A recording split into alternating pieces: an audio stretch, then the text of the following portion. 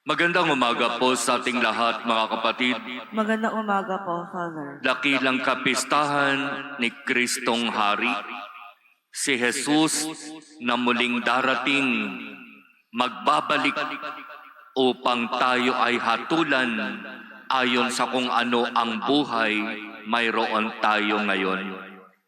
Ang pagkahari ni Jesus sa ating mga pagbasa ay nagpapaalaala sa atin na may katapusan din ang lahat at darating na tayo ay huhukuman at hahatulan ng Diyos.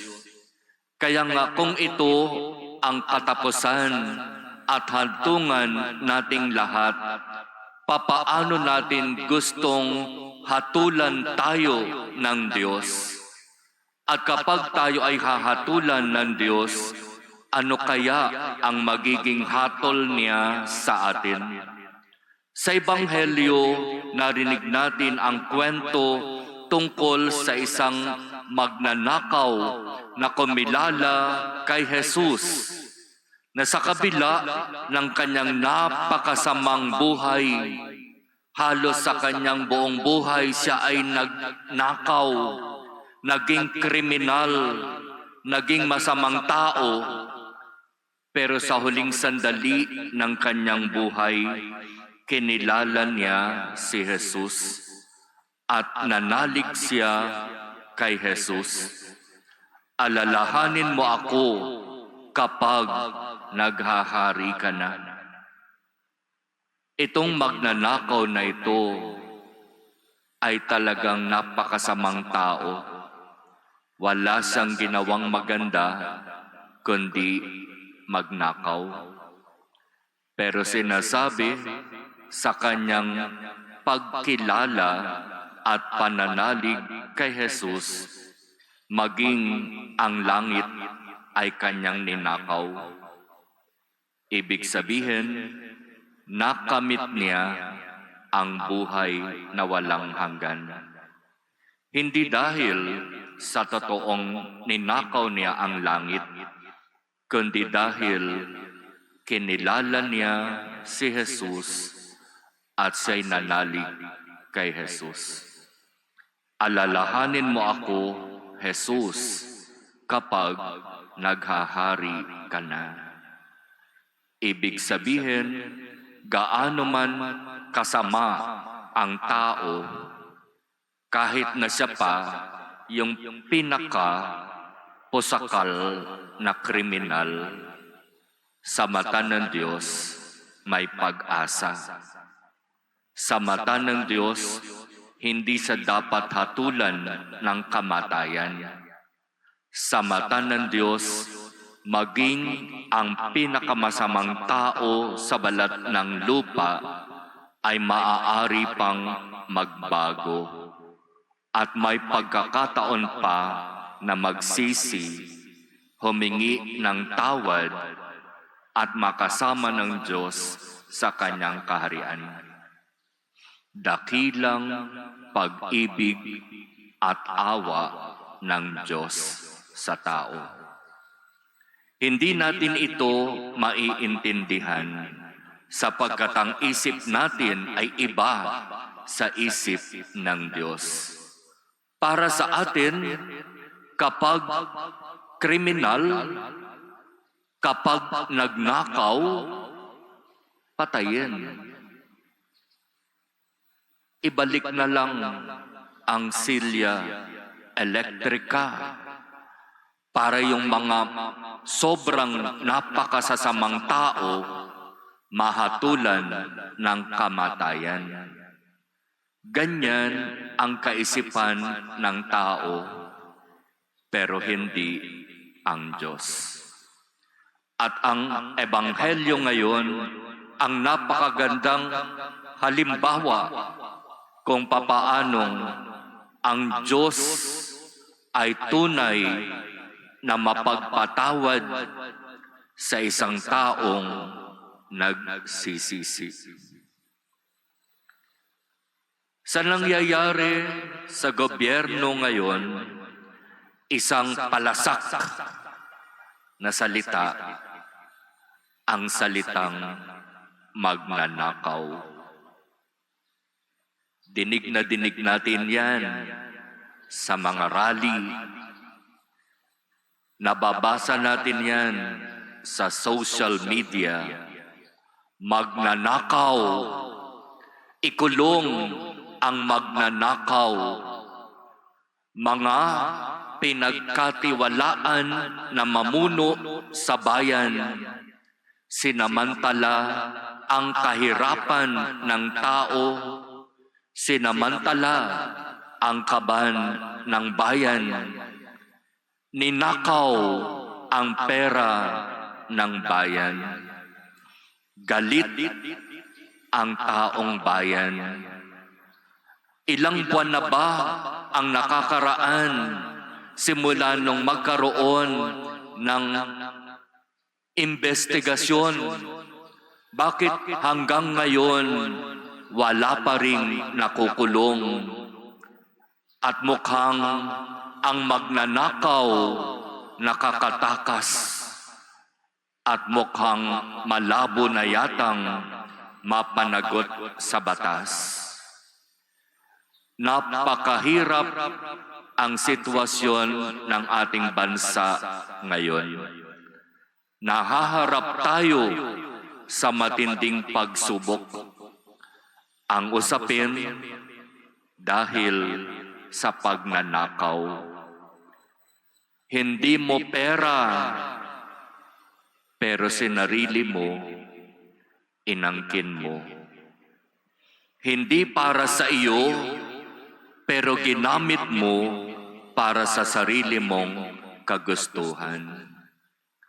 At ang pinag-uusapan sa problema ng bayan ay hindi libong piso. Ang pinag-uusapan, bilyon-bilyong piso. Trilyon na pera napunta lamang sa bulsa ng mga magnanakaw.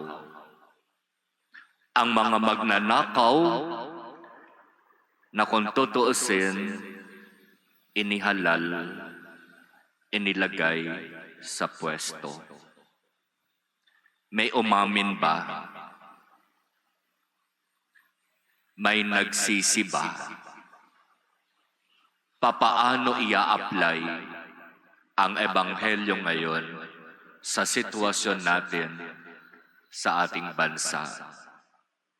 Habang lahat nagsasabi, malinis ang aking konsyensya, wala akong ninakaw.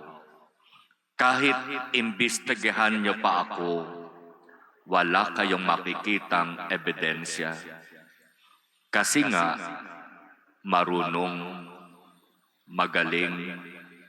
Ang hirap hanapin yung tinatawag na paper trail. Yung mga ebidensya na magtuturo, sinungaling ka.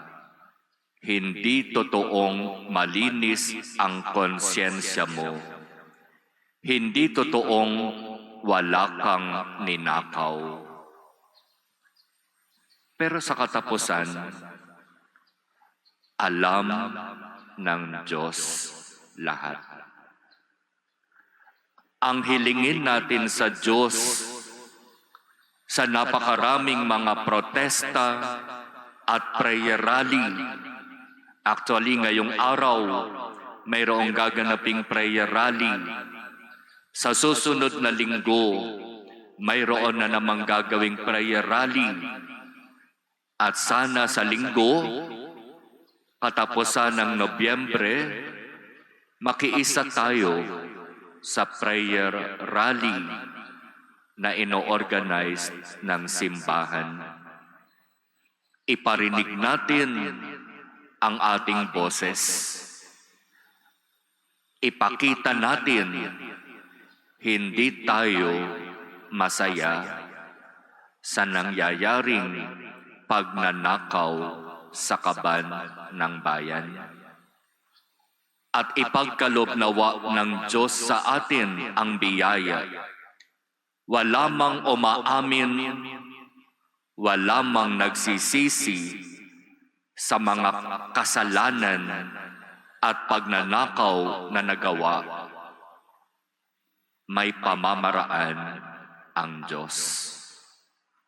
Kumilos ka nawa, Panginoon, at hipuin mo nawa ang puso ng mga kapatid namin na katulad ng narinig namin sa Ebanghelyo, sa kanilang buong buhay, maaaring sila'y nagnakaw. Huwag mo nawang ipahintulot na mamatay sila nang hindi nakapagsisisi at nakakahingi ng tawad at naibabalik ang ninakaw sa bayan. Hinihiling namin sa iyo, Ama, ang biyaya na para sa aming bayan, sa kapakanan ng mga kapatid naming naghihirap, ipagkaloob mo nawa ang katotohanan, ang katarungan, ang kalayaan. Sinabi ni Jesus sa nagsising magnanakaw, sinasabi ko sa iyo, ngayon din, isasama kita sa paraiso. Sana maunawaan nating lahat itong salitang ito ng ating Panginoon. Sinasabi ko sa iyo, ngayon din, isasama kita sa paraiso.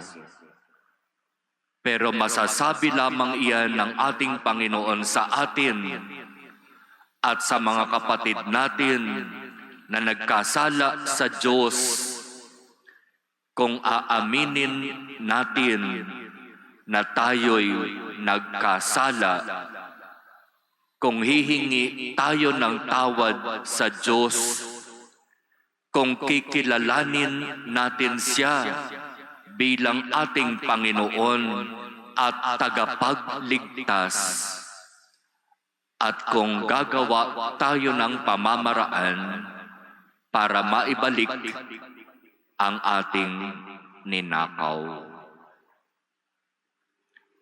Panginoong Diyos na makapangyarihan, maghari ka nawa sa aming mga puso at punuin mo ang aming mga puso ng biyaya ng tunay na pagsisisi at pagbabago ng buhay.